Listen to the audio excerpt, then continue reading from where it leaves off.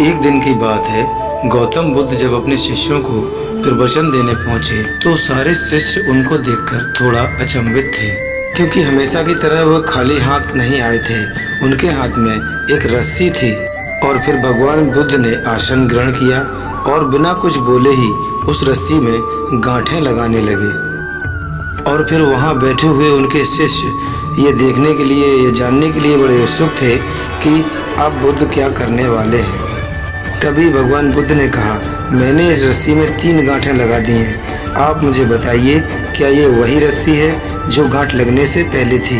तो एक शिष्य ने उठकर कहा, गुरुजी, इसका उत्तर देना बहुत ही कठिन है। एक दृष्टि से देखा जाए तो ये वही रस्सी है, मगर दूसरे दृष्टिकोण से देखें तो इसके रूप में परिवर्तन आ चुका है। लेकिन गुरुजी, ध्यान देने वाली बात यह है कि इसका बाह्य रूप परिवर्तित हुआ है, इसका मूल रूप तो वही है। भगवान बुद्ध ने कहा, बिल्कुल सत्य कहा तुमने।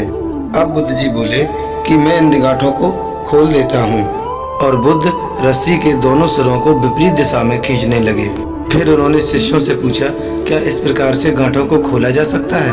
तभी एक शिष्य ने उठकर उत्तर दिया, नहीं नहीं, ऐसा करने से तो गांठें और भी मजबूत हो जाएंगी और फिर इन्हें खोलना और भी कठिन हो जाएगा। बुद्ध ने कहा, सत्य है। और बुद्ध जी ने फिर एक आखिरी प्रश्न पूछा, तो बताओ, हमें इन गांठों को खोलने के लिए क्या करना होगा? शिष्य ने कहा, इसके लिए इन गांठों को पहले हमें ध्यान से देखना होगा, फिर खोलने की कोशिश करनी होगी।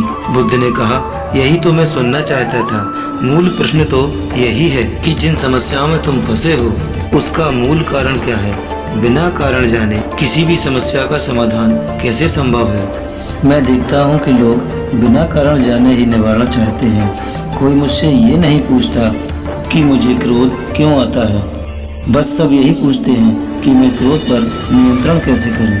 कोई मुझसे ये नहीं पूछता कि मेरे अंदर अहंकार का बीज आया कहाँ से। सब यही पूछते हैं कि मैं अपने अंदर के अहंकार का अंत कैसे करूं।